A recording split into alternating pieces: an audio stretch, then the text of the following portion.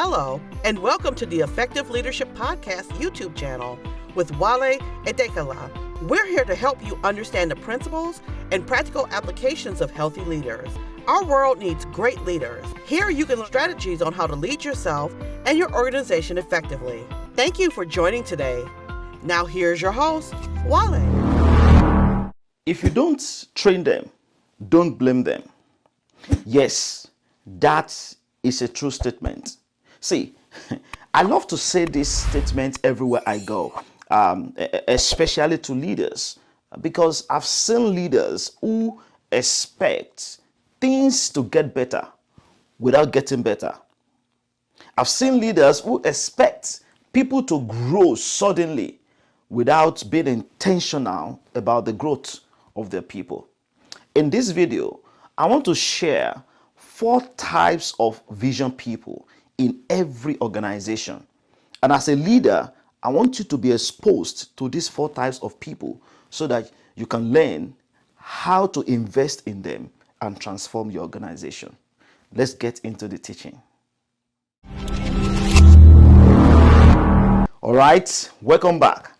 So, I want to share 4 types of people in any organization. And I strongly believe that every leader should learn how to structure the organization, structure the team, and learn how to scale leadership. Okay? And the first person that you need to scale is you. It's you. All right. So my first question is this: are you scalable? Are you a scalable leader? Because you can't scale a bad you. All right. Say in information technology, the developers would say you don't scale a crappy code. If the code is bad, you can't scale it.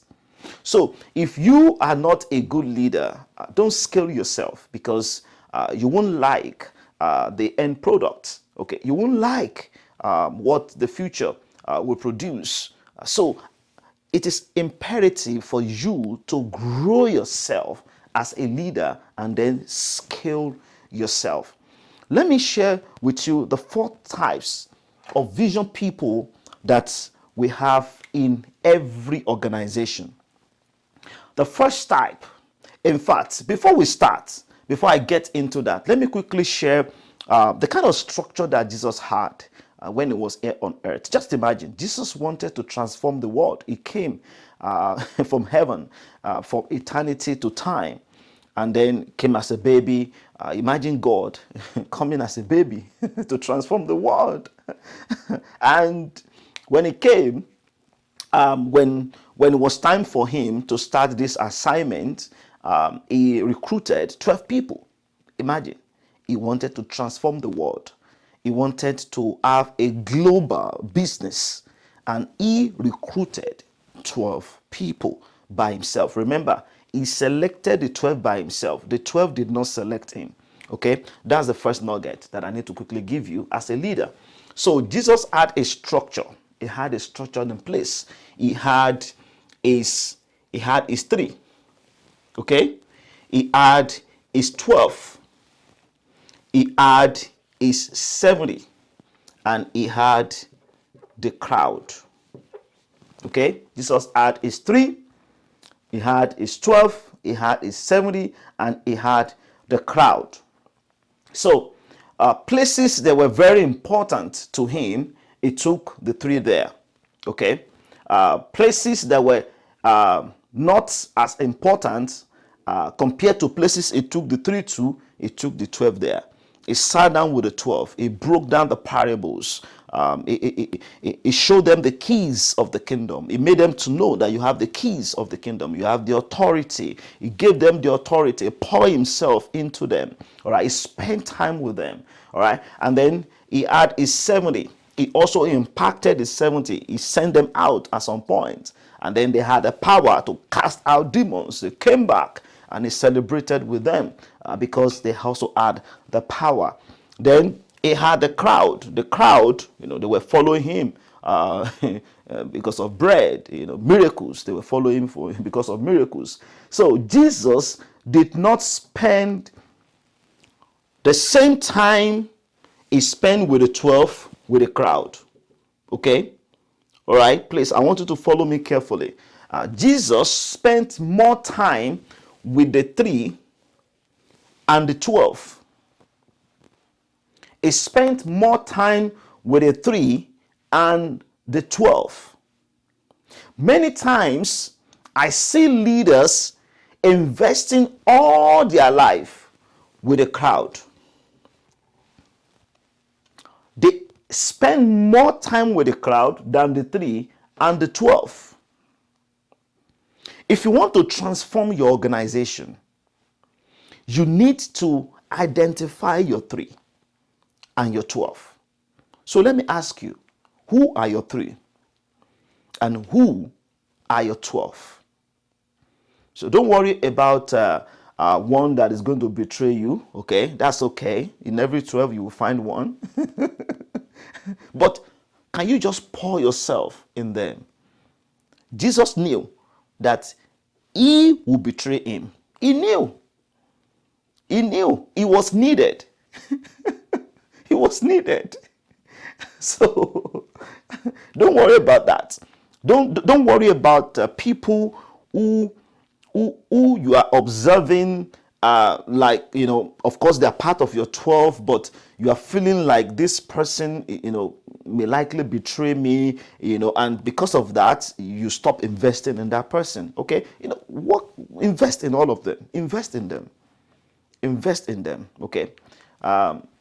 Don't worry, especially some people who are criticizing some things you do, because see, even some bad criticism, of course, are good, because sometimes you need to think about those criticisms and just review them. Sometimes, in fact, they could be helpful sometimes and help you to make better decisions. So just watch out. Don't think that everything that people say that are not resonating with what you think and your own school of thoughts are bad.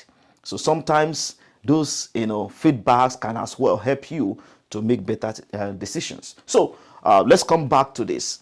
The 4 vision people in your organization, and you need to know them, identify them, and then know how to invest in them and help them in order to transform your organization. So the least vision people that you have in your organization, the crowd. We call them wanderers. They are wanderers. Okay?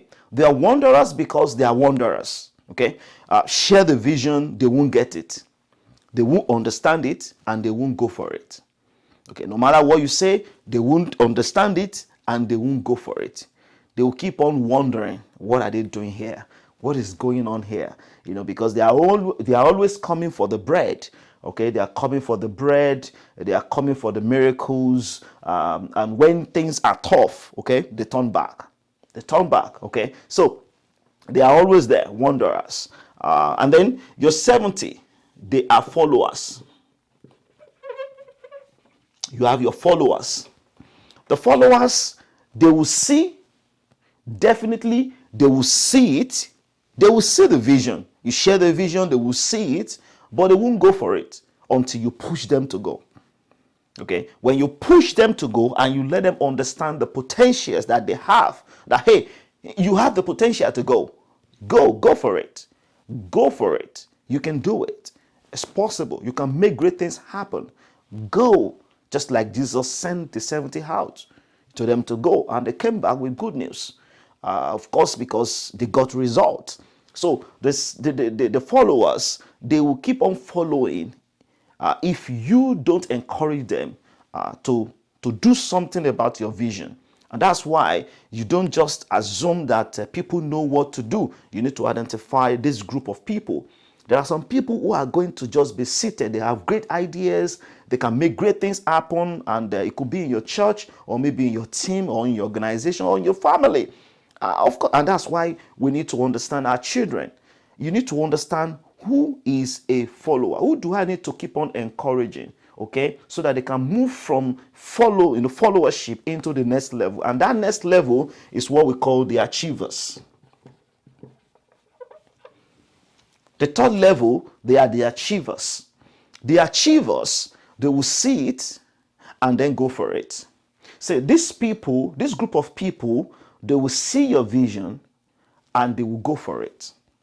And when they go for it, they will make sure that they achieve that vision. They achieve that goal. They are go-getters. They make things happen in organizations. All right? Just share the vision and they start running after the vision. But there is something about this group of people. They don't care about whatever that they do to get it done.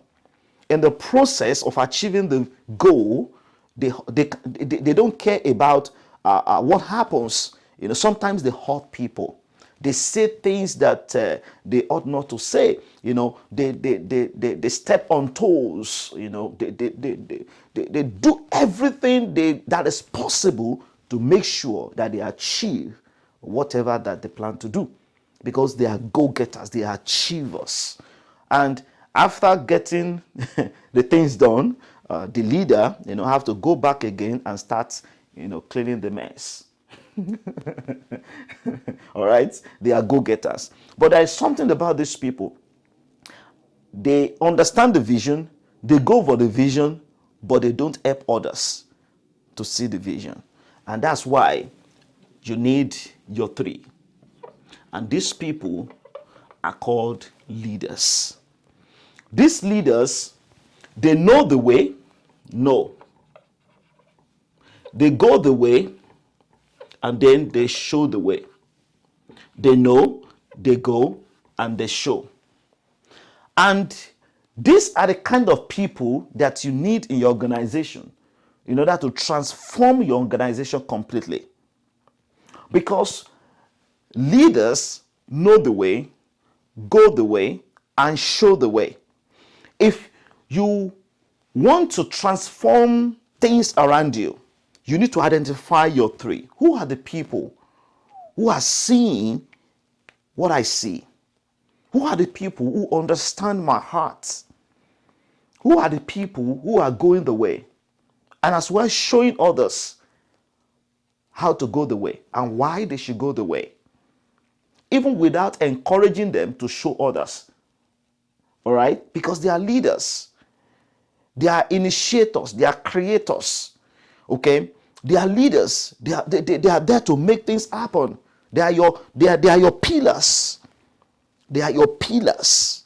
Okay? And they are always there to help you to hold your ladders as you climb the ladder, showing other people how to also hold the ladder as you climb the ladder, because they are strong ladder holders. So how can you help achievers to become leaders? How can you help followers to become achievers? And how can you move some wanderers to move into followership? See, every level is important. If you want to scale leadership, within your organization, if you are a leader of a team, or you are a leader of a group, of a community, or maybe in your nation, I want to challenge you that you should learn how to multiply leadership in your organization. And the key that you need is to focus on leadership programs. See, leadership is not something that is achieved in a day. No one can become a leader in a day. It's a daily thing. All right.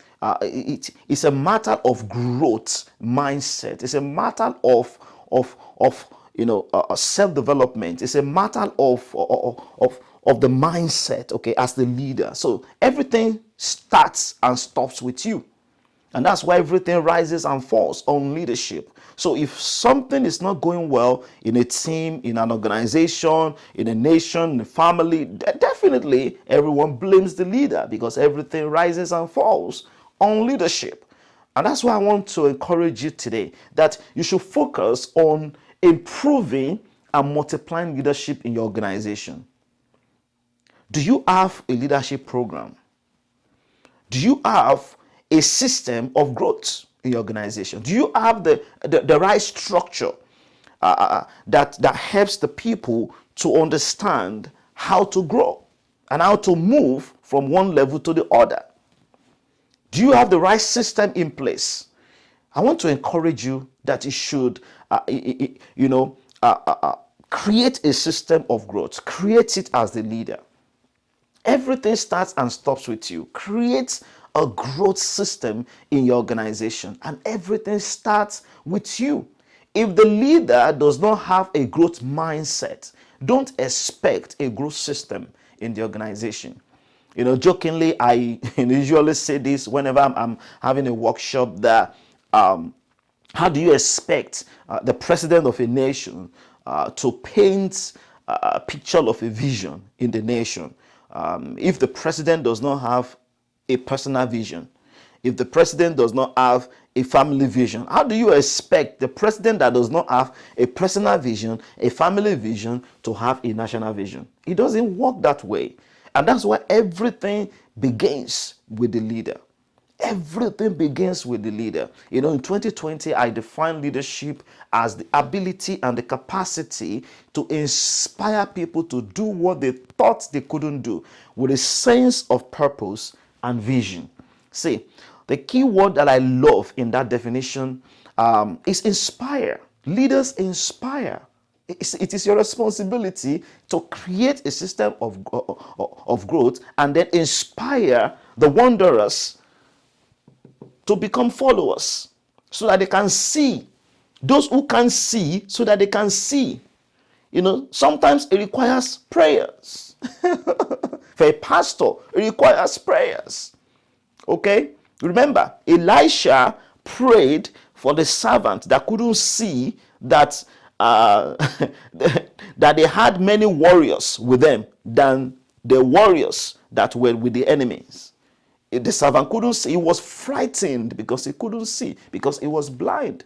And the Bible says that Elisha prayed for God to open his eyes, and his eyes were opened. And when the eyes were opened, he saw horses and chariots of fire all around Elisha. He was like, wow, I didn't know that we have a lot of armies, a team of armies around us that we have power. So many times, most of these wanderers can't see. They can't see. They don't understand what they have. They don't understand the great potentials that they have. That's the issue. Can you help them to see their potentials? Can you help them to see their strength so that they can capitalize on their strength? When they see their strength, eventually it will help you and help your organization. All right? Because when they grow, things around you will grow.